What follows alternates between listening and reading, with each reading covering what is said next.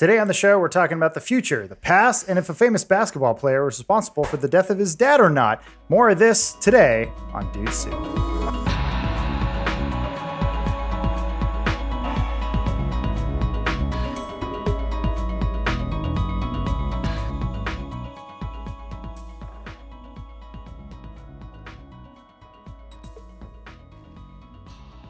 Thank you, ExpressVPN, for sponsoring us. If you visit expressvpn.com/dude, you can get an extra 3 months of ExpressVPN for free. We'll be hearing more from them later. But first, let me introduce my guest today. Zoom me out, camera person. And there His we name's go. Nick, and you know that. Below me. I mean, technically, you're the camera person because it's a webcam sitting on top of your monitor. Do you not call the people in your head camera person or camera people? Is my first question for you today. I call them people with cameras. All right. Well, joining me. I was going to say my eyes are my directors of photography. I got James and Elise joining me today as Hi. Hey. And Hang also, on, let me just change the shot. Hey, Adam. And special guest Todd Womack. Hey, Todd. Hey, let's go to the two-shot Elise's eyes. All right. Oh, God. They go in so many different directions. And I'm your host, Adam Kovic. I'll be saying the words and getting you through this entire fun, loving podcast. I want to raise the spirits. I read an article today that said people are looking for things that make them feel better about themselves. No idea why. We'll come to some sort of conclusion. Usually I think people like tragedy. But today we're going to try to make it fun. Are you guys okay with that? Yeah. Do you want me to get my maracas? Is this like a new thing? Is this like a new thing that human beings want to have joy? I think so, yeah. I think we've had it too good for too long, and then something happened, and now we want to be happy again. Got it. Todd, we had you on the podcast a little while ago when we were in Austin. James and I, we did it with you and Gus. Yeah, that charted. That was big. That was number one on the Billboard charts. That Did you say sharded? It felt like it charted, yes. It charted pretty high. And I think we made one of the biggest faux pas in the industry where we had you on because we know who you are and we know of your breadth of work, but the audience did not. We never got to talk about that. So we're definitely going to be exploring that today on the show. I think we talked about it. No, we didn't. And if we did, I wasn't paying attention. So well, that's probably one of those scenarios is 100% true. So I do want to bring up this quick story just because it has a little bit to do with it has to do with a little bit of the reflection of the world we're in today, but it brought up some really interesting questions. So the other day I had to go pick up a package. I accidentally got a package delivered to the office instead of my house, and I know we're supposed to be staying home, so I made a drive, and it was the first time I listened to a podcast in a long while, and I realized none of us are probably listening to podcasts right now, right?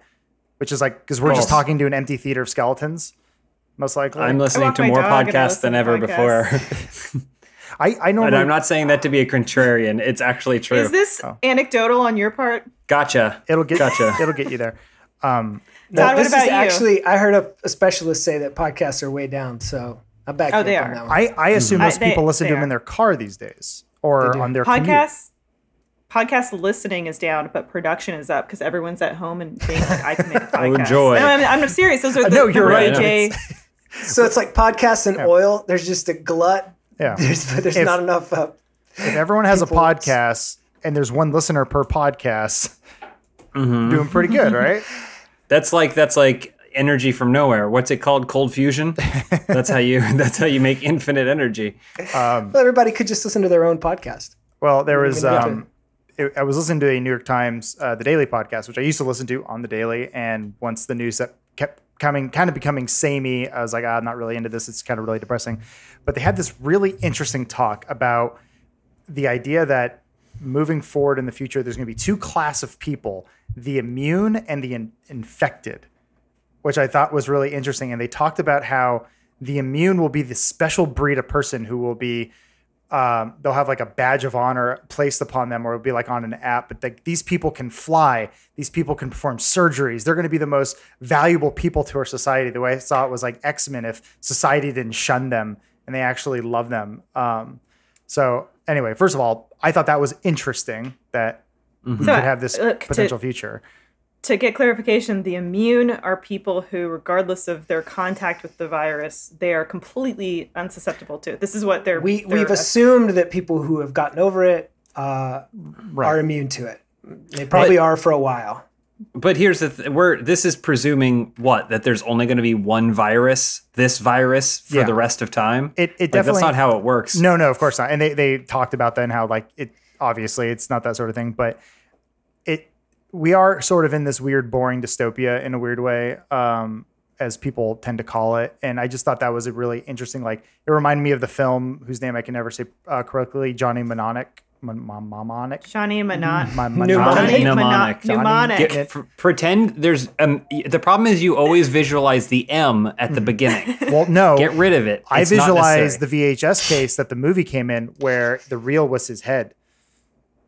How do you say the word phone? When you read it. How do you say the word smartphone? Smartphone. Yeah, that's the problem.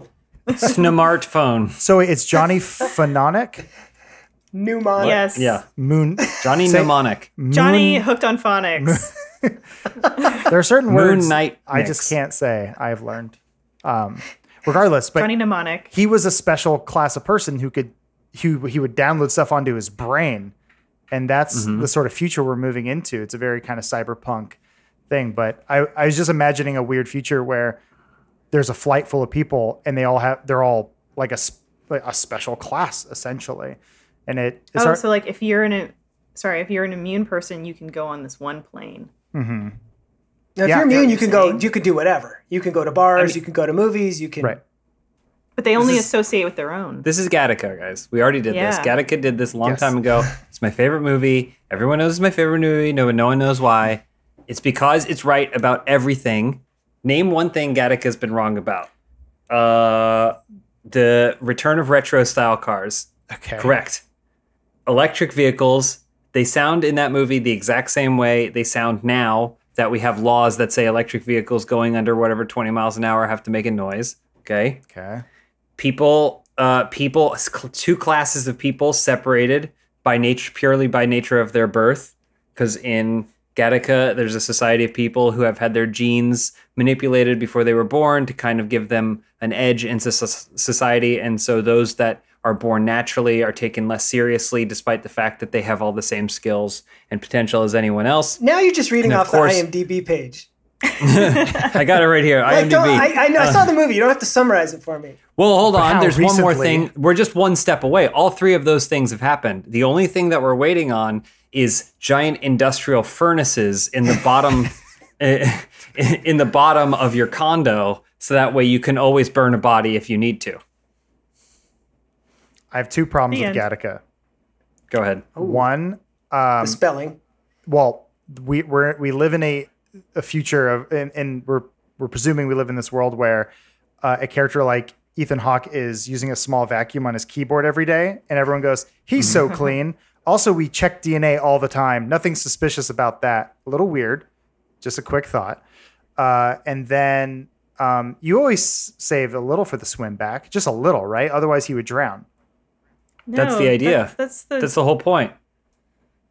But then he'd be dead. You didn't watch the movie. You didn't watch the movie.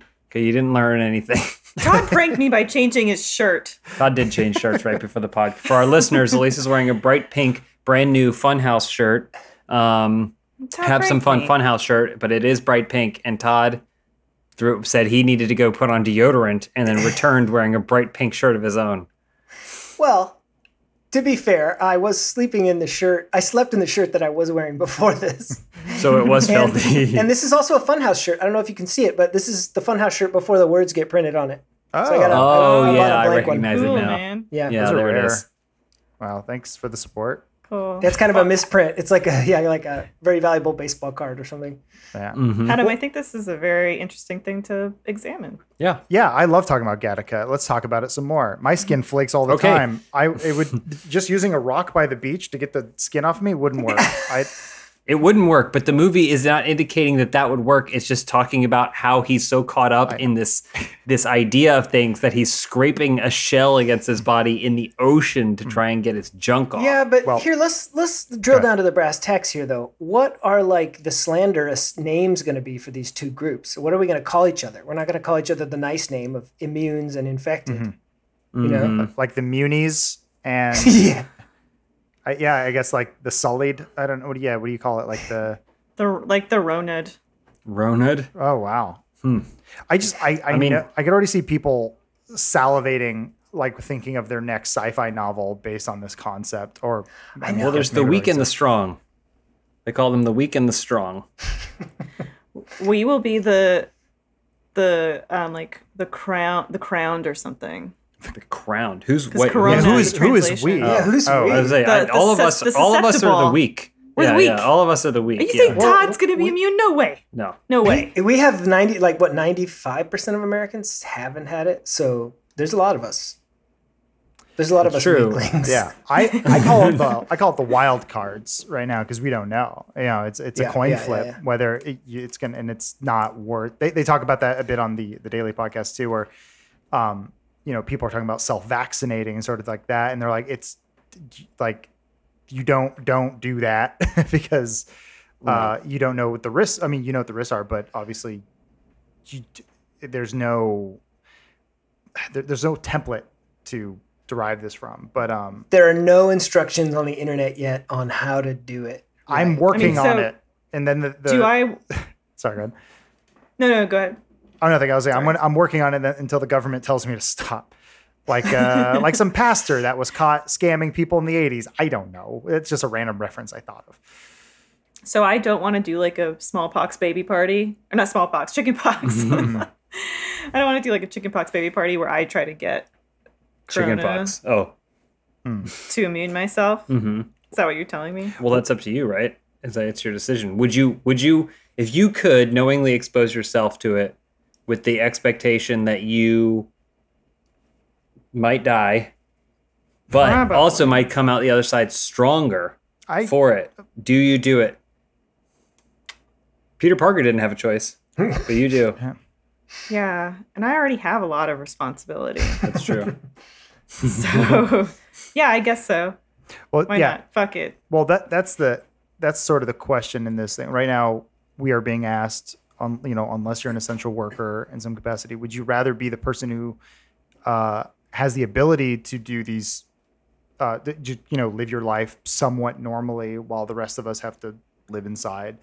Or would you rather be the person staying inside if given the choice, if you knew, would you be willing to accept that responsibility that like someone would be saying, Elise, you're immune. We need you to perform surgery on this person right now. We'll walk you through it. Don't worry. It's easy. Oh, I thought you were going to ask Todd. I was asking Todd, yeah. Elise, what do you think Todd would do? I just want to know which of the categories allows me to go back to a hookah bar. I've been in one of those things in like 20 years. I forgot how dumb. Wait, hold on. So wait, none of this you haven't been to a hookah bar in 20 years. None of that has anything to do with the current global situation. You've just chosen not to visit one. It's true, but I was thinking the other day that I wanted to go to one. And there's a lot of sharing, of the hookah, and everybody smokes from it. But everybody smokes from the communal one. I mean, that's probably like the third or fourth leading reason people get COVID is hookah bars. I mean, they clean it by like dipping it in a cup of Sprite. Like it's not. I don't know how clean it really is. It's probably been 4 or 5 years since I've been to a hookah bar. I will say this, and I mean it as honestly as I can, that if I was in a situation where I knew that I was a good candidate to help in some way, in basically any situation, I would like to have the opportunity to do that. So there are lots of situations where it's, you see a car wreck or something and you're like, should I run over there and help? And you always do the math in your head where like, well, am I going to pull this person out of the car and then that's what's going to be what severs their spinal cord and I should have just waited for a professional to come or whatever. If there was someone that says like, listen, you are certified to help in these situations. So like the surgery thing, you may not be the best person, but I'm telling you that right now you're the only person that can do it. I would go for it in almost any of those situations. Or they gave you the Captain America super serum. They were like, hey, scrawny. Hey, weak. It might work reverse on me. You're a very good person, though. Like, you're the type of person that you know that you have a rare blood type, so you give blood. Yeah. And you help strangers. So like another situation, Todd, they come to you, the government comes to you, they, like they come in the hazmat suits. If they can find me in the hookah bar, but yeah. You're in the back of the hookah bar, you're smoking, you're on your digital data pad, also known as a Palm Pilot, and you're checking your news stories for the day, and they go, Mr. Womack, we have a mission for you. We need you to fly to Illinois and carry this because I'm not allowed to fly. So and he goes, who are you? And he's a caterpillar. But I'm saying, imagine that sort of situation where now your government calls upon you, where they say, you need to stop whatever you're doing and you need to travel for us because you're now a courier, because you need like, we have some medicine or something that needs to be flown, but you are on a list of people, almost like jury duty, where you're like Tom Hanks in Castaway. Yeah, it's like really serious chores. You're like, I'm in the middle of, okay, fine. Yeah. I would only probably ask, I'd probably have a short list, and Illinois would be on that list of like places that I'd be like, well, is there anybody else? I was saying Illinois, China, Illinois, the other one.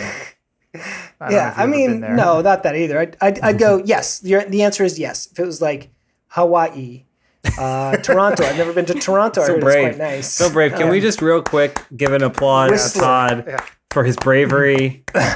So this is Todd talking to the government saying, I'll do it, but only if you fly me to Hawaii. And they go, that's great. No. What class? Yeah, what class ticket is it? All right. What if you're going to Hawaii, Coach? But it's only a single day layover? Like, it's just a stopover on the way to, Kuala Lumpur. Airport. Okay. No? You can't This leave is a full the day. airport. Guys, I got back issues and stuff. I got to be able to sit by the pool and have a Mai Tai for my back. All right. Is this what you're telling the government when they're like, you're the only one who's immune? You're like, I got back issues though. I'm not immune to those. Well, I picture a scenario where there's people in masks and gloves waiting on Todd at the pool. Their lives are endangered. Yeah, he's drinking out of a coconut. The 2-day Mai Tai back release. Sorry, guys, it's in my contract with the government. I have to have a traveling hookah bar in my first class. You laugh, but that our country may need to call upon you, Todd, and we will. Your small town, your small block will revere you as a hero. They'll throw parades for you when you come back. They won't. They'll spit on you. There's a scene at the end of the credits where Todd comes home, and Nick Fury is waiting for him in his living room. Except he's wearing a grass skirt, and he says, Todd, I'm putting a team together. Do you like pulled pork? I'll be at Akbar's hookah bar. Man. There's a question you have in your notes, Adam, that I thought was very interesting. The third one? Yeah, the third question. Yeah, so what would you, if you were in a situation where everyone here lives with a significant other. I'm not sure about James or Elise, but... I live with an other. I live with a significant... Yeah. I'm just kidding. Significantly annoying. If your significant other was immune or wild card, and you were not, what would you still accept the responsibility of the Avengers when they call upon you? Oh, wait. So what are you saying? You're saying that if you accept the risk of going to help others, you may bring the... Because are we immune or are we carriers? We're asymptomatic, Hang or on, I are just we noticed immune? that You're immune. I will say you're completely immune and you can't pass it on. You're the most rare type. Yeah. Yeah, so it's the kind of thing where I have to say to Elise, I'm sorry, I have to go to Hawaii and save Todd. Or something like that, right? He's trapped there. I have to go get Todd. I'm the only one who can do it. Yeah, I mean, yeah. I'm getting low on macadamia nuts. I got to go do something for the government. Otherwise, what? We're going to watch Ad Astra another time? No, I'm going. What would you do if I was infected? It doesn't change anything. They have a thing when you're doing your vows that it holds you accountable for this. It's called "Till Death Do Us Part." No, in sickness and in health, right? Like, I don't know. If she's sick, it's not going to change anything. Were you if listening when you she's got sick married? and I'm healthy, then we're going to just end up like the two old people at the end of Titanic who are cuddling on the bed as the water seeps under the door, which, by the way, is a really tender moment until you think about what happens like 2.5 minutes later where they're both gasping for air and they're like, we probably should have found a better way to die together. And you have to look really close because they're spooning. And if you look close, you can kind of see her struggling. Yeah. A little bit like They're he's struggling. holding her really tight. Yeah. Pressing her down on the bed. Yeah. It's like, was she 100% into this? He's going, you better float. Or maybe he thought there was air inside of her. I don't know. He's like, you take a deep breath and I'll suck it out of you. But then they both drown. Todd, would your wife, if you were infected, would she be like, I'll care for you, Todd. I will support you? Like she'd want to, but we have a baby, so we actually have a plan that I go somewhere else. So she to would. Hawaii, perhaps the finest medical treatment facility in Hawaii, and they're saying I'm gonna have to be there for about 6 to 8 months. Sorry, babe. There's that scene in the movie The Road where like you hear like an explosion. It's unclear of how the world ends in that movie, but Viggo Mortensen jumps up and starts filling up the bathtub with water because he's just like wired that way. Todd books a flight to Hawaii. See, let me get on orbit. Is it a Z or an S? I can't ever remember. He uses his wife's air miles. You're not going to need these, right? Yeah. Honey, what's the 5-digit pass? All right, okay. Yeah. I feel like Protect the boy. I like that you kind of, speaking of that movie, The Road, based on the book by Cormac McCarthy. Yep. From El Paso, Texas. Never heard of him. Some guy.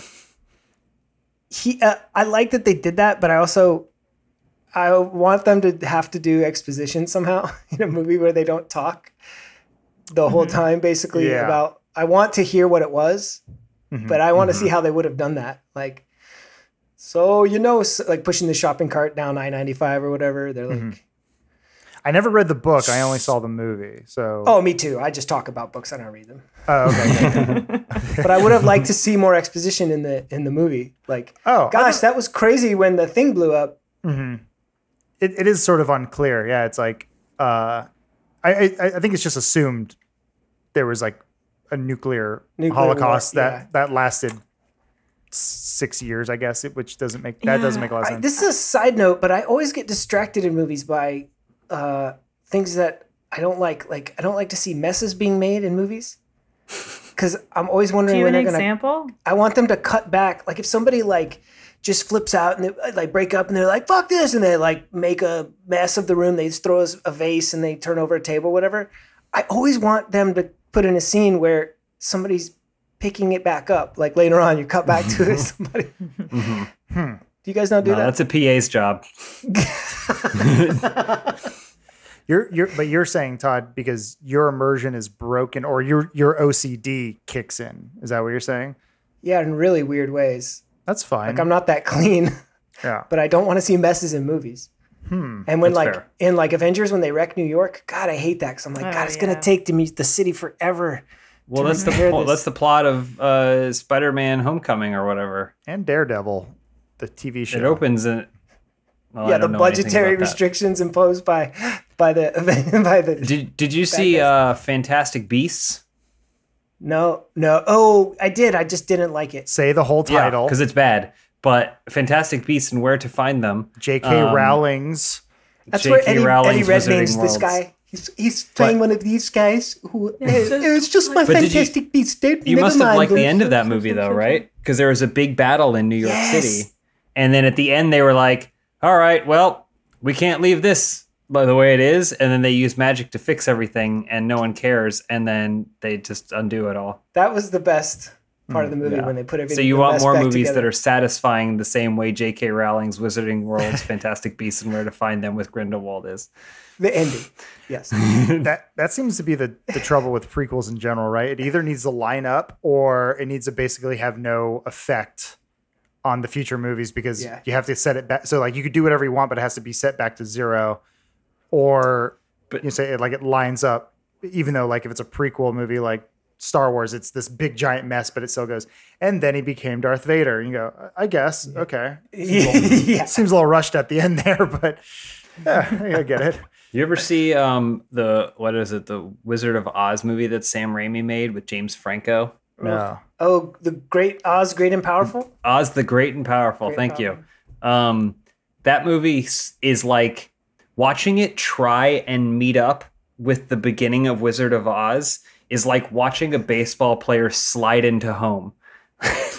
Okay. Well, it's like, you know that From which base? Goes around the internet, that like meme of the horse drawing where like the top of the horse is like beautifully drawn, but then they clearly just like phone in the rest. It's like a stick figure by the end of it. Yeah. That's like movies like that try to meet up and then don't execute. Because it's entirely its own thing, telling its own story until like the last 15 minutes. And then it's like, oh shit, I forgot she's green. It's like she's green, she's got a big nose, and she's the bad guy. She's a total bitch. Yeah, how do we get that to match up? What if we just say she turns green, she goes bad, and she's a total bitch or whatever. And then they do that, and the last 15 minutes of the movie is that transformation. Yeah, she went to Boston for St. Patty's Day, got pushed in the river, turned green, was pissed I left this whole Oz in my rear, yo. No. Thanks for the laugh. I appreciate that. Thanks. And everyone watching at home, I appreciate the laugh too. The out loud laugh that I heard. That's what they're doing. They're not just. That was one of my favorite quotes. That was one of my favorite quotes from that. I'm gonna put this whole area code in my rear view. This fucking town in my rear view. Dude, this whole county, bro. The township, all of it, bro. Don't look at my rear view. Dude, I'm gonna do circles around this. I'm gonna do circles around this place because so everything can eventually be in my rear view. I'm gonna do circles around your circles, bro, because I don't want your rear view catching up with my rear view, hitting the rear view of my rear view, bro. I can't even look you in the face right now, bro, because I gotta put you in my rear view. We're gonna learn some more about what's in our rear view after we hear from our sponsor, ExpressVPN. Being stuck at home these days, you probably don't think much about your internet privacy on your home network. You know, you fire up incognito mode on your browser and no one can see what you're doing, right? No, that is wrong. Even in incognito mode, your online activity can still be traced. Even if you clear your browsing history, your internet service provider can still see every single website you've ever visited. And that's why when we're at home, we never go online without using ExpressVPN. ExpressVPN makes sure your ISP can't see what sites you visited. Instead, your internet connection is rerouted through ExpressVPN's secure servers. Each ExpressVPN server has an IP address that's shared among thousands of users. That means everything you do stays anonymous and cannot be traced back to you. ExpressVPN also encrypts 100% of your data with its best-in-class encryption, so your information is always protected. You can use the internet with confidence from your computer, tablet, or smartphone because ExpressVPN has you covered on every device. Simply tap one button and you are protected. ExpressVPN is the fastest, most trusted VPN on the market. It's rated #1 by CNET, Wired, The Verge, and countless more. Protect your online activity today with a VPN that we trust to secure our privacy. Visit our special link at expressvpn.com/dude and you can get an extra 3 months free on a 1-year package. That's Express, EXPRESS, VPN.com/dude. ExpressVPN.com/dude to learn more. Thank you. Thank you, ExpressVPN, for sponsoring this show. Sorry, Todd, what were you going to say? No, nothing. No, Todd, well, because this next segment is all about you, our guest. Oh, wow. I'm honored. Yeah, I'm producing this like a talk show, except if the guest was sitting on the couch the whole time and then we kind of just talked about whatever and then said, oh, hey, you're here. Let's talk. You know, that's how they should do it. Mm-hmm. Talk shows? I don't know. I haven't seen one in like 10 years. Andy? Yeah, I know. You can be the stagehand. Yeah. This is a very comfortable couch, Conan. So I apologize. I wasn't listening the last time you were on our show and we didn't get to talk about a lot of the accomplishments you've had before joining Roosterteeth. The ultimate accomplishment, you told me at a hookah bar once. So I guess the big question a lot of people are wondering is, what did you do before Roosterteeth and what was Key of Awesome? Well, I did, first of all, I was born just a boy and I turned into this over the course of several decades. Yeah. You came out looking like that, right? Yeah.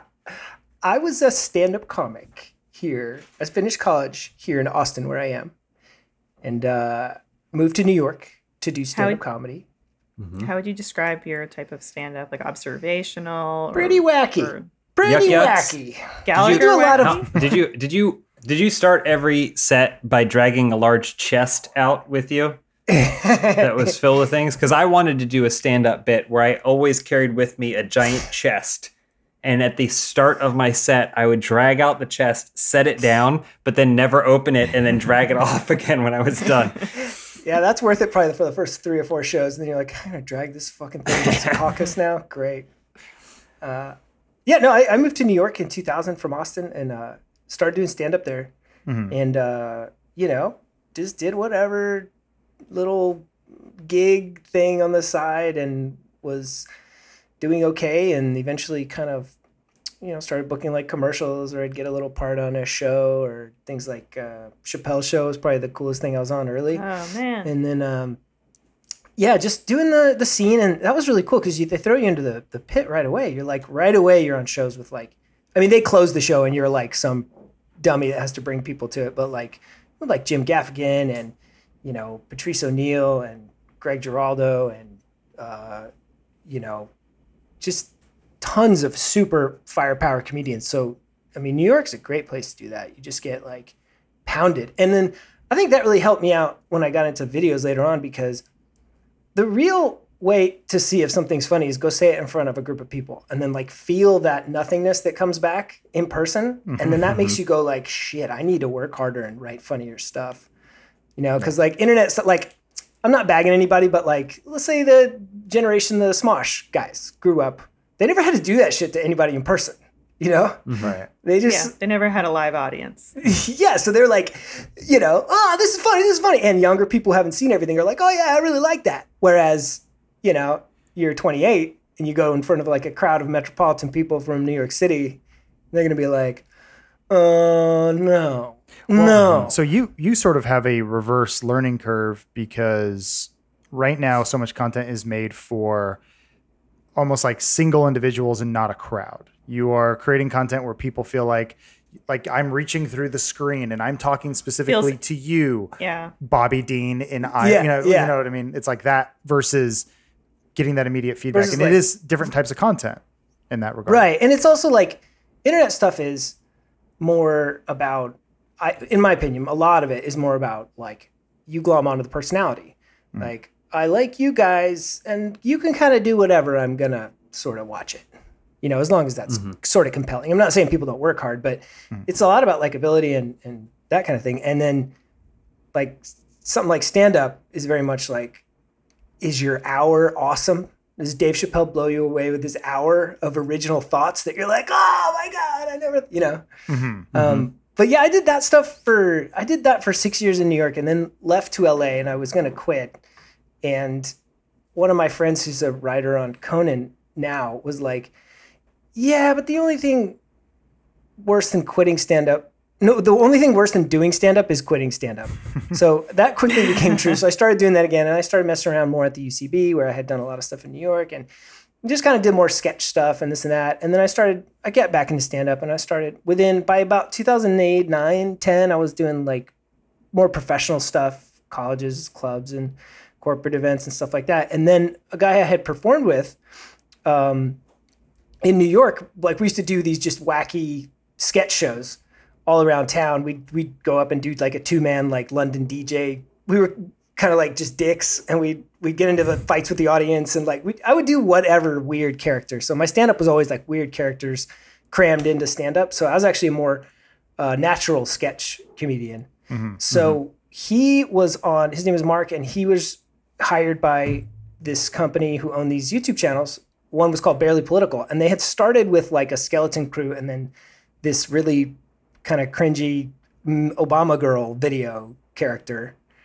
And that was a huge thing in 2007. So that started the channel in the early YouTube days, and the channel got millions of subscribers. Then they were like, oh, a girl singing a kind of a pretty girl singing a parody is not sustaining for that long. So they hired writers and this and that. And I was kind of that second wave they brought on in 2010, and it started being political stuff, and we sort of weaned off from that. And then The Key of Awesome came out around, 2009. That was funny music videos, a lot of parodies and some originals and stuff like that. I was always more partial to the originals. The parodies are they were written very cleverly, but it's I don't know, it's low hanging fruit, but we were just trying to survive. we were dudes in our late 30s who had been through the ringer for like, 15 years doing comedy, and hear that. finally we had an audience, so we do whatever. Hear that. But yeah, so I was on the Barely Political channel, and they eventually changed the name to the Key of Awesome. I did like, I don't know, some of the bigger things I did were like these Pitbull parodies, and I basically have the world's best Pitbull impression, but I'm not like a guy to milk one thing because I try to do a lot of different things, so you won't see it a lot. But I did that. I dressed up as Voldemort and go on the street.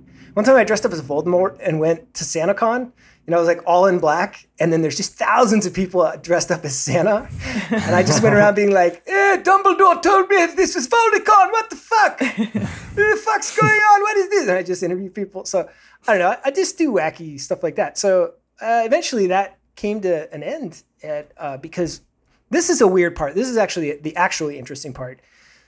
During about 2011, Google/YouTube, it's the same company, right? Bought the company that owned us, Next New Network. So I actually worked within YouTube as an employee of YouTube while making comedy videos. What was the reasoning? I remember I've heard that part of the story, but what was the reasoning behind Google buying a YouTube channel? So we were like a piece of the company that they bought.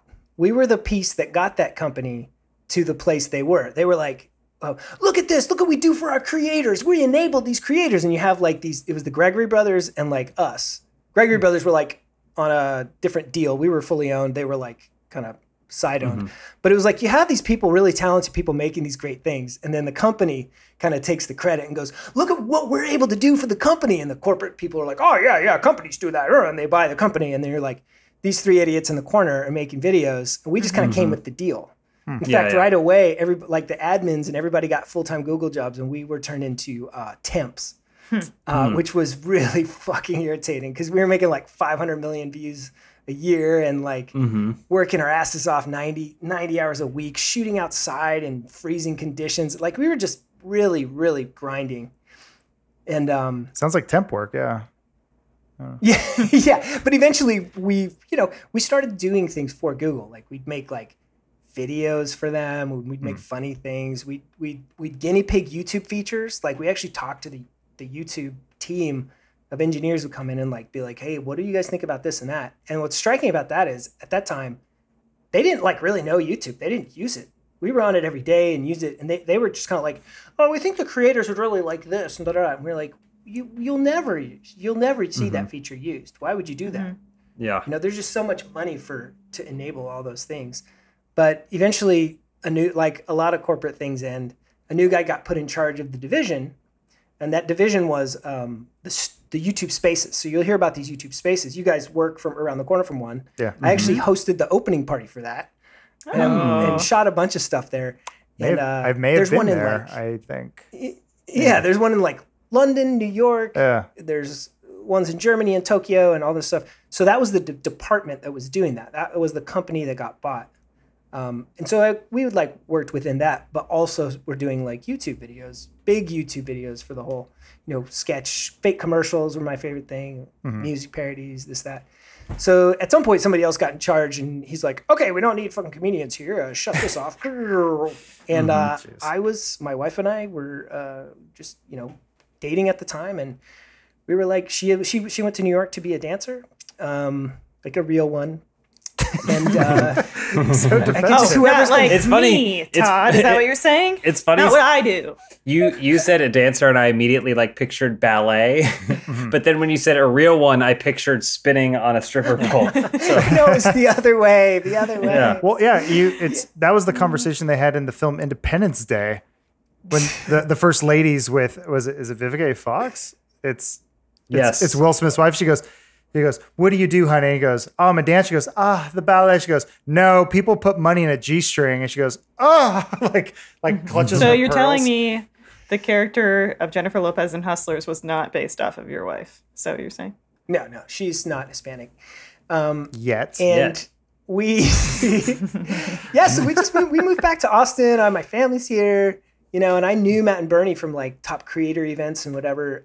So I took kind of a lowly position at Roosterteeth and in the broadcast department just because I wanted to work there. and be in Austin and leave New York and just have a different chapter in life. And we got married. We've been here 4 years, got married, been at Roosterteeth 3 years, and we have a kiddo. And I feel like I'm the manager of the RT Core. I'm the manager and supervising producer of the RT Core group. Mm-hmm. So sorry, with the like lag and stuff, it's really hard to tell if people are talking and when. I've learned to not look at the webcam ever because we have the video feed. I look to the side and I just listen. Oh, it changes my world. It's crazy. Brave. That's my life summary. That's my life summary. I thank you for letting me air those grievances. No, I just wanted I've known of your history for, obviously a while, but I didn't think our audience did, and I thought it was an interesting story, and I wanted them to learn a little bit about, that. Learn a little something from the team. Yeah, I make comedy of like lots of different kinds. It's fun, and I really enjoy talking with you guys. And with the exception of James, everybody here is really nice and talented. And your wife is not a stripper. Got it. Well, what I wanted to say was that I feel like you are one of the best. Well, the worst in that you are one of the best kept secrets at Roosterteeth because you're by far one of the funniest people there. But a lot of the general audience might not know that you work at Roosterteeth or see you in content and stuff because I really didn't know when you were in broadcast. Like we had never really crossed paths. It wasn't until Quark's Quest that I was like, who is this Tom guy? Tom Womack. Honestly, a lot of that comes down to like phase of life. Like I was kind of like, I've been sort of tap dancing and performing for years, and like a lot of that was not successful, like financially. It was a struggle. So once I got to a point where I was like paying my bills and doing okay, it's like I'm in my early 40s. So I was like, that's okay for me. I kind of like, how do you transition that out of that? How do you, question, you know what I mean? Are we going to get a Toddessence now? Then? That's what I was going to ask. Yeah. Would you I'm always like writing jokes and like making things. And we actually have, Andrew Rosas and I started a show called Screen Time. And it's just like a Mystery Science Theater kind of thing you can see it on RTTV. On Sundays from 3 to 5. And Andrew is amazing at that. Sorry. Very amazing. But we like to do a little comedy piece up front. Do you guys just comment on the movie as it goes? Or do you write jokes for it the same way that, we write jokes. Yeah. So that's kind of the difference is like a lot of the core stuff, the RT core stuff is, kind of just going with the flow, more podcasty, like reaction stuff. But, I think Andrew and myself and a couple of other people are from a world of like, had done a lot more writing and it's just a little more comfortable to do that stuff. Do you look down at our theater modes then that are not pre-written? He doesn't know. I haven't seen them. Yeah, I knew it. Yeah. Son of a bitch. Well, I have always, honestly, like in terms of talking comedy, I always feel like, we've been compared. People go, what do you do? And if they're not familiar with the world, like a lot of times the thing I'll default to is, Mystery Science Theater? Yes, of course. It's basically that with video games, right? Except being in it, I've always known that isn't the case. What we do, and it's something that I struggle with a lot, and I'm glad it's brought success for myself and the people I care about and stuff, but it's always the first joke, and sometimes the first joke is funny, but I feel like at least 7 out of 10 times the revision of the joke and the second joke and the third joke and the fourth joke are always way funnier. And there's an element to the spontaneity and off the cuff that you can't recapture sometimes. And it does feed into the comedy in a way that like you'll, even if you pre-wrote it, you won't. Yeah, absolutely. But I just think like it's like you were saying. I think what we do is more about the personality stuff. So you guys as are long like as in what between, though. You guys are all really funny and a tight group, and so you multiply. Like the connections, I think, multiply, make you guys like 9 times as funny as regular 3 people. Yeah, I hope so. I always feel like a fraud in a lot of cases when it comes to comedy because as much as I wanted to, I'm not, I don't know what the right word is. I am grateful for the path that I took because it allowed me to work with people I care about and be successful to some extent in doing that and do a lot of amazing things and meet a lot of amazing people and see a lot of great stuff. But part of me is like, I never really got to go down that path of like what you were describing, which is like performing for strangers Pounding and the like, pavement. yeah, I mean, we did. Technically, we did. We started a channel with nothing and then built it up to have an audience. So at some point, you were performing for strangers who didn't know who you are and don't care. But you don't get that. What you're talking about is like that silent feedback of like that failed miserably. And so it's one of those things where I always said, like, you know, if something happened with this or things ended, it's like, I think I might throw myself into that fire just to feel it. The few times I've done stand-up comedy, I've been very lucky that they've been set up and advertised and stuff. So the people there, it's still an extension of personality for a lot of cases. But like just going to open mics and just like standing up in front of strangers and getting that like kinetic feedback of like, is this thing you came up with and how you presented it funny, truly funny? Or is it because people know you? Is something that I always wanted to add to my comedic repertoire and feel like a fraud for not having. Well, I mean, it's all whatever. You have the audience. So, I mean, that's the important thing. The hard part is to get people to give a shit. Like, are you funny? Yeah, you're funny. I can tell you that. So there's that. Solved. Like I'm sorry, it cut out for a second. It cut out for a second. Could you repeat that? I said you look funny, and that's almost as good as being funny. And having that audience is the thing, though. Then, if you really want to do stand-up, you know, then you can actually have a room full of people for sure that are there. Yeah. You know what I mean? Like, you go see Chris Rock, you know what's going to, you're not like, all right, I'm going to give this kid a chance. Like, you know who he is. You bought the ticket. That's why he has the venue. I go, this is the director of Jigsaw. Or no, Spiral. I don't think he directed it either. No, Chris Rock? Yeah. Spiral. Yeah. But he's what is he on it? Executive producer? He's a producer. He just likes Saw.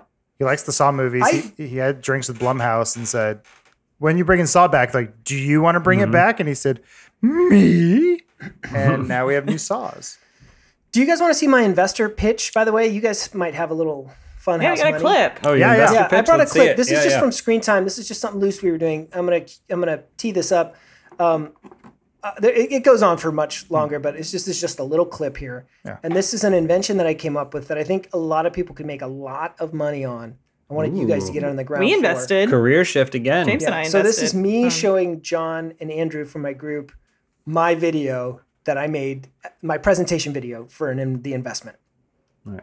Welcome, investors, to the digital timeshare, an incredible opportunity and the wave of the future.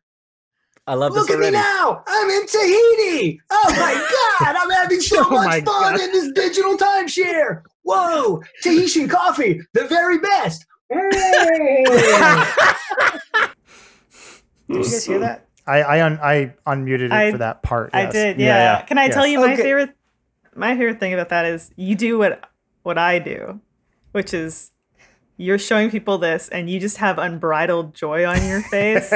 And I'm so guilty of that myself. But I love it. I think it's so cute and so endearing. Well, you mentioned you go ahead. No, you. You mentioned how you like to do character stuff and everything. And, you know, obviously Elise can tell you more about her comedic sensibilities than I can, but like it's the interesting thing where if you say to Elise, like, oh, why don't you just go up and like be entertaining in front of this person? She'll be like, why would anyone care? I'm not entertaining. But if you put a wig on her and a fake mustache, then I'm like, I don't know. And she's like, stand back. I will entertain them. And then marches forth. Like, as long as she doesn't have to be Elise, she transforms. Do you feel like that's your case? Oh, for sure. I mean, I've learned to, because like stand up, there's like the setup part, which is you. And then like, I would always escape to the character, you know, within the joke. But I think I got enough of that to where I can like be myself. Actually, the first thing, like regular acting is hard. And that's actually the first thing we actually worked together on was for Arizona Circle. You guys needed an FBI agent and you were looking for somebody who looked like an adult and was free. And that was me. No, I mean, that was not it. I think Josh especially was like very much in awe of how talented you are. and was like, we gotta find something for Todd, and he's great for this. But that was fun. That was hard. I was a straight man, like an FBI agent, so I started watching the X-Files, like just to like be like, well, how do these fuckers act again? But you were perfect for it. Yeah. Especially the thing is, especially next to Josh in that, because Josh is like, I think if you just saw him walking down the street, like if you were coming out of a Starbucks as he was coming in, you'd be like, all right, stand out of this guy's way, because he probably is frowning. He's got a beard and he has this like aura about him or whatever. Well, it's a coffee. But I don't have any money. I don't have any money. Sorry. I don't have any money. As soon as you put a camera on him, you're like, oh, he's a goofy cartoon. Oh yeah, when he's being cool or like tough, it's so funny. Yeah, like even him just like walking forward, you're like, oh no, that's like, it looks like putting a baby in like adult clothes and stuff. And it's just something about who he is as soon as you put that camera on him. Well, because he also really loves it and like feeds into it too. But I think in that case, it was really nice to have you as the straight man for that scene, because everyone else was such a cartoon. You have Blaine in the suit, like you have the Detective Rascal sketches is what Todd. The Detective Rascal sketch, and so I think it was a perfect compliment in my opinion. But now knowing how you like to do character stuff, part of me is like, I wish we found something else. Yeah. Somewhere else to inject you, so that way you could do it. Maybe you can have a piece of my budget. I'll give you a piece of my group's budget, because I have to do the budgets now. I'm an adult, and then perfect. Did I say that on air? Yeah, that's contractually obligated. It's always on air. It's never not off air. Speaking of which, real quick, just want to say, Todd, thank you for all of that. I think it's really cool to hear from our guests, and especially those who have a great little history like that. We're going to move on to a new segment, but before we do that, just want to do a quick little ad break from our sponsor, Quip. Right now, we're all probably getting a lot of food delivered, so why not add your toothbrush routine to the mix? No, I am not personally coming to your house to brush your teeth. Instead, we have the next best thing. That's Quip.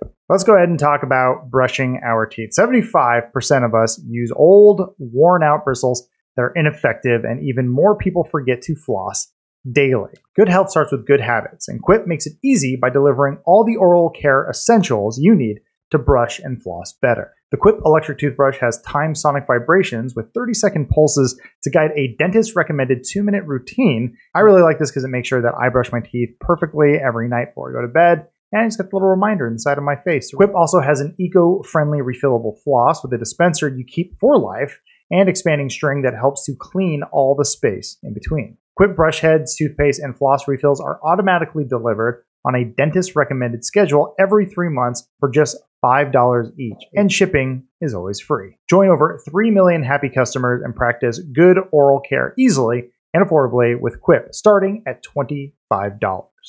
So if you go to getquip.com/dude right now, you'll get your first refill for free. That's your first refill for free at getquip.com/dude. Once again, that is getquip.com/dude. Quip, the good habits company. Thank you, Quip. Are you guys? Sorry. No, good. No, good. Son. Are you guys not amazed? I'm amazed that it took a pandemic for people to actually start using, in mass, like video talking. You know what I mean? Like how convenient this is? Okay, so my whole childhood was like, you see on a like Knight Rider or something, you're like, oh my God, they're talking through the TV. And you're like, as soon as that's available, I'm going to do that all day long. Right. And we've had it for several years now, and nobody fucking does it.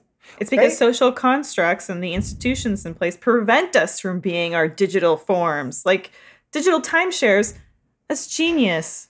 Okay, why are we only seeing that now? It's because now we're finally free to be our future selves. My theory is because in order for it to work, you have to look into the lens. And no one wants to stare into a lens. They want to look at their own beautiful self. So they're always looking. So it's always this. Hey, good to see you. Embedded monitor. Yeah. Embedded monitor technology would go a long way. I mean, I think it's such a waste because I could have done this gag so much longer ago.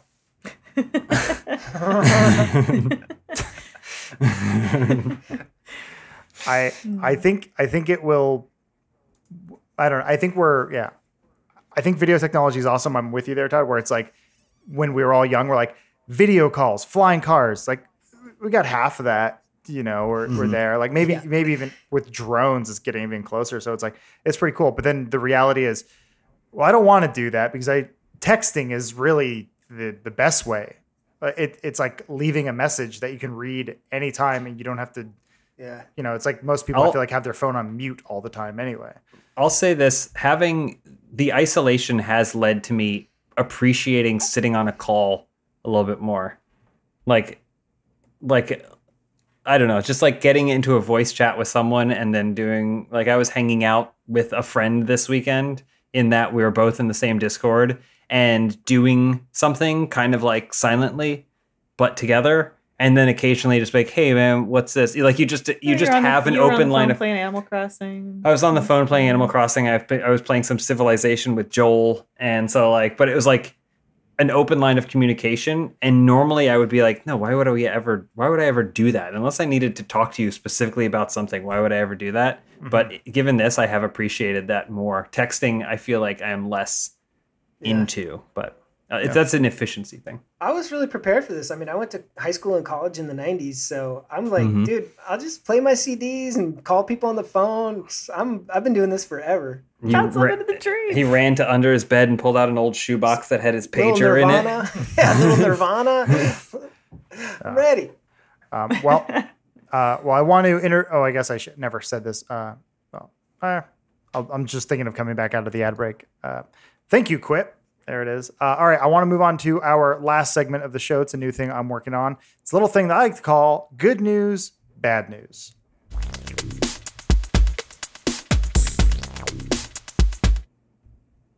No, I didn't make that title card 5 minutes before the show, James. Why would you ask that? I was just going to say that looks like the exact same titling for the Gerard Butler, Katherine Heigl movie. What was it called? It used the "you're right and you're wrong, you're left and you're right."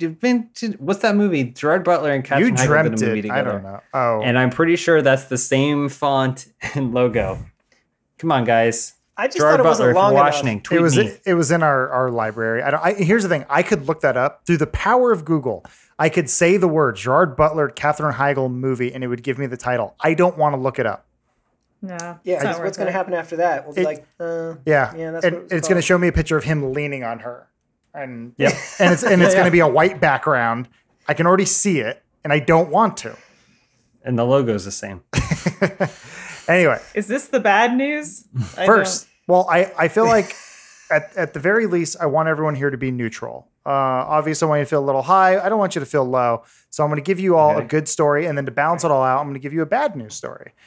Typically, I would normally ask you guys which one you want first, but I'm hosting this, so I'm telling you. So first, some good news. Solar energy in Germany is performing better than ever due to the reduction of carbon emissions. They produced over 32,000 megawatts on Monday. Pretty cool. Wow. Of just pure solar energy. Is that because the skies are clearer? Yeah, and they're absorbing more less sunnies. smog? Wow. Yeah. Look at that. Come on, guys. Let's drive less. Well, it's kind of showing that, like, hey, once we start to reduce on one thing, we're going to be getting more power from another. So hopefully it all sort of balances out and we can keep this clean air. It's pretty cool. Can I just say, the look on Todd's face, skeptical. I could tell he's not happy with this news. He's from a coal town. Yeah.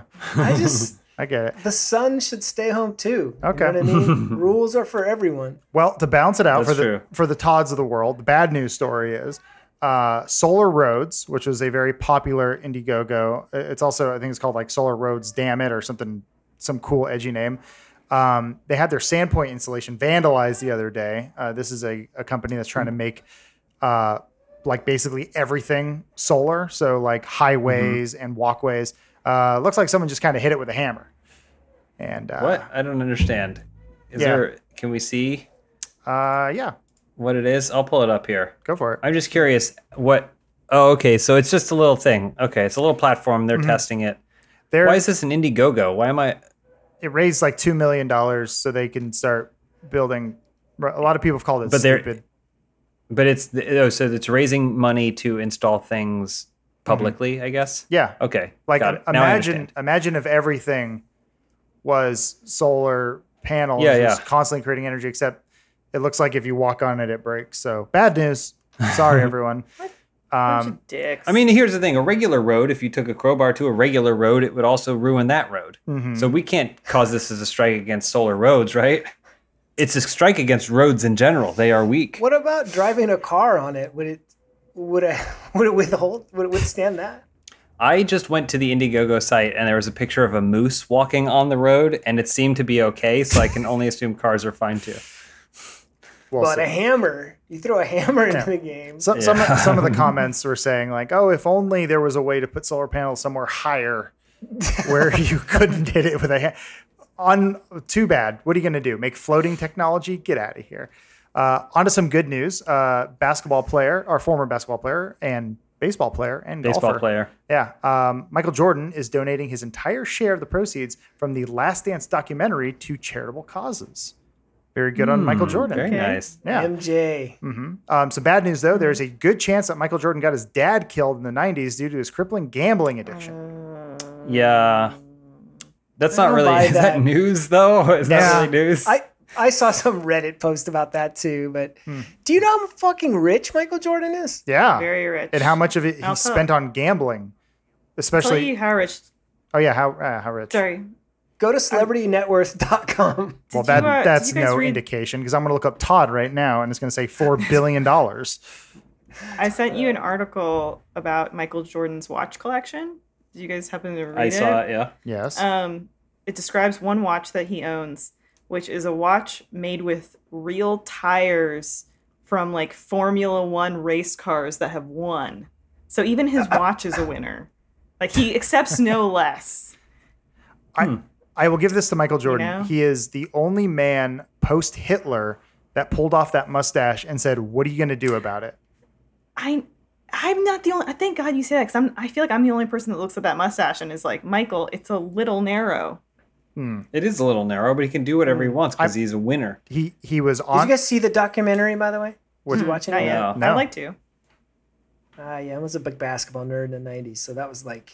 I couldn't wait for that. I watched it on TV like at a time. I felt like a old person watching Murder, She Wrote or something. Have you guys ever done that? Like gone to a TV at a time to see something that's being broadcast? When was the last time I watched something at a time?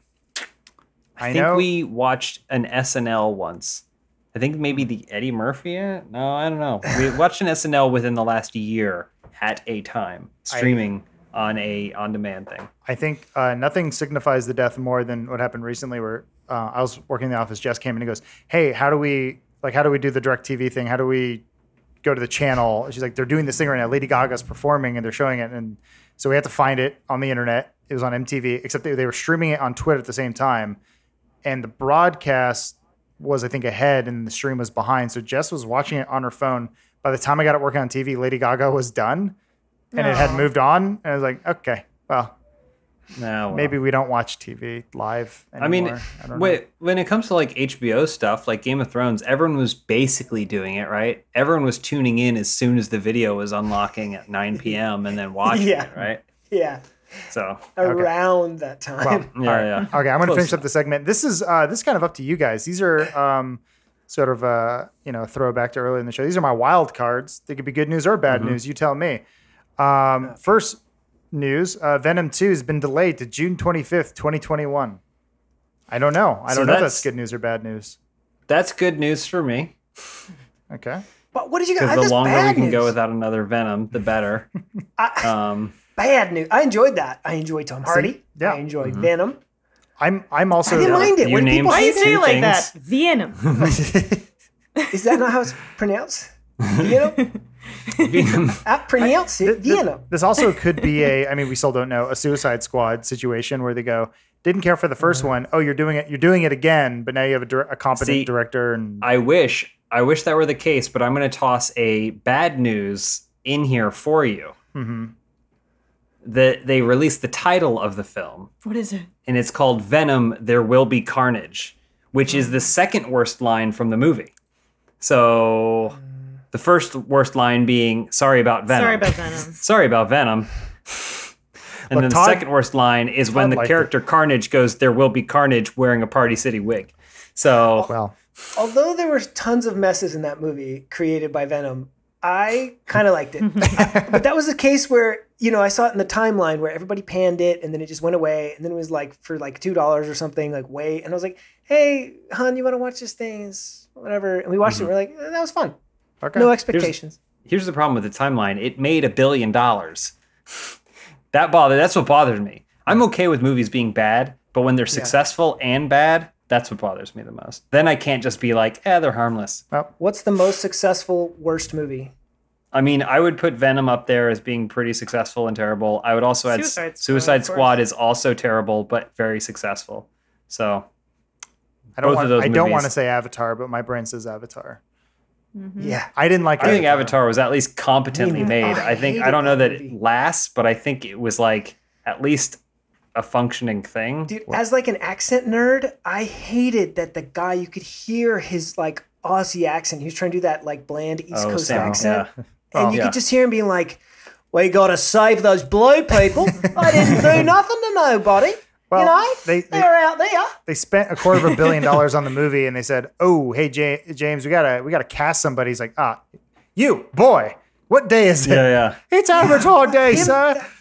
He goes, We'll "You're just the use star." a mannequin. That's Sam Worthington, huh? That guy and Orlando Bloom were just in the right place at the right time. I mean, and Orlando A Chili's. Bloom's good. You know, Well, at Universal Studios, I guess. I've told you my theory, right? This You told me. happens I a lot. Don't know if you told Todd. I haven't told Todd. Australian actors, right? They get cast in these roles because they go into the meeting and they're like, we want you to meet Sam Worthington, Orlando Bloom. Bring him in. And he goes, hello. Well, how's it going in here? Oh. Yeah. So what's this here? You got your paper shredder here, and But the way you say it, paper shredder. Paper shredder. Yeah, I got all this so stuff endearing. here. You know, back in the coast, Gold Coast, I used to go surfing. You're Australian. Yeah. Because I'm from that's Australia, swimming along coral, and it's this most amazing meeting in the world. And they're like, let's put him in the movie. And they go, he's American, and then he shows up on set and he's like, hello, how are you doing? Well, as soon as you remove the Australian from these Australians, they become boring people, I think is basically what it is. And there's a lot of actors that fit this bill. With the exception of Russell Crowe and Hugh Jackman. Well, yeah. Sure. I mean, some are very talented. I think Chris Hemsworth is incredibly charismatic and talented, even when you remove the Australian from him. But I think a lot of those other actors, the dude who played John Connor in Terminator Genesis, and he's also in he's in a bunch of movies. It's like Jackson Clark, which is also a boring name. Oh, it's Jason Clark? Jason Clark. Yeah. He's just Mr. Boring in everything. But I bet he goes into those auditions and he kills them. I like that guy. All right, and your final wildcard news story: Chris Pine will be starring in the Saint reboot. That's the story for James. Check, please. Is that because you want it? You want it, or you're leaving? No time to discuss it. That's it for our show today. Thank you, everyone, for watching. Todd, thank you so much for guesting again. I hope everyone learned a little something about you, whether they wanted to or not. Anytime, mate. Oh, that's why we. Yeah, I know. I'm sorry. He did Australian in the casting audition. I'd love to be on your show. Yeah. I believe I got stuck in the Aussie accent. Going to have to talk to the wife about some things. That's not cleaning up enough, eh? It's more New Zealand than anything, but you're hired. Everybody's stuck at home. Nobody cares. We've written you a $20 million check. You're in the Avatar. You're Avatar. They cut out the ponytail sex scene from Disney Plus. Bad news, everyone. We got a couple. Really? Yeah. What? He doesn't know. Okay. No, that's what I heard. Yeah, they cut the sex scene. They didn't like that. Oh. Yeah, but I think he still fuses with the horse thing. Anyway, we got some stuff coming up this weekend. We got a Predator live stream coming up on Friday the 24th. Right now, Elise, tell me if I'm right with these times, from 5 to 7 p.m. Adam, I think it's at 5:30. We have to check. Okay, yeah. The About time. her. She's very charismatic, this one. I think keep an eye on the Twitter for the official times, but sometime between 5 and 7. We'll be doing that. We also have a new Board as Hell going up. This one we're playing a little game called Sonar, James. It's Submarines. Yeah. It's teaming up, John Smith and I versus Elise and Adam in a ultimate submarine dog fight. That's right. Dog fights apply to underwater things too. Call it a seal fight. And then finally, we have an Animal Crossing gameplay going up on Sunday. I think this is first of many videos that we're doing on this. I'm just kind of curious to see how it all turns out. So can't wait to see Part it. 1 of 2. Yeah, we're touring half islands. of the islands in this first video, and then we'll see the rest of our Animal Crossing Funhaus Players Islands in the second follow-up video. Awesome. can't wait to see it. Well, thank you guys for being on the show. Thank you everyone for watching. Todd, once again, thank you very much. Yeah. Todd, got anything coming up for you? Yeah, exactly. Screen Time, RTTV, 3 Central. Relax. We have a beer, we make some jokes, and then we cry because it's Sunday night, and then the next morning is Monday. Yep, I hear that. Any chance of seeing any more timeshare showing up in that? The digital timeshare is just a piece of the investor puzzle, which I'm putting together at a seminar in Boca Raton, which you could come to in a Zoom meeting. Just bring your wallet. Great, perfect. Fantastic. I'll be there. All right, everyone. Thank you so much for all your views and your ears listening. Hope the drive was good, or the sit outside was doing you wonders for your skin. So we'll see you next time. No, put that hookah down, Todd. Todd had a pen. It's infected. He had a pen this whole time, and I wanted to ask him what he was planning to do it, like taking notes. Like, remember I'm from the to 90s, call I back told you, dude. I'm from the 90s. I'm from the 90s. You're not a time traveler. All right, everyone. We'll see you next time. And to our live audience and our first members, thank you so much for watching this while it happened. You get to see how the magic is made. And guess what? It's pretty magical. I'm here from the 90s. Tell me about this. CDs are dead and they don't cost $18 anymore. What? What's Michael Jackson up to? The goal, make your opponents crack. But if you laugh, smile, or smirk, Does it? It was me. You're eliminated.